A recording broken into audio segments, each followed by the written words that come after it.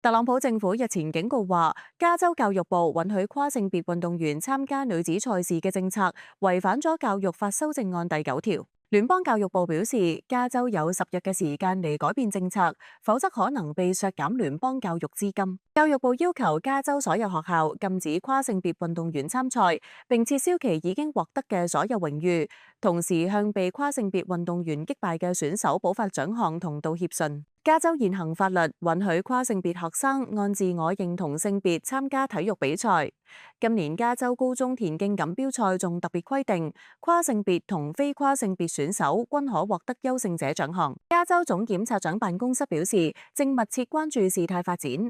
強調將會捍衛本州法律同埋所有學生享有包容性教育環境同埋學校體育項目嘅權利。據加州大學洛杉磯分校法學院嘅 Williams 研究所數據，加州13到17歲嘅跨性別青少年約有49000人。加州係全國22個立法保障跨性別學生參賽權嘅州之一。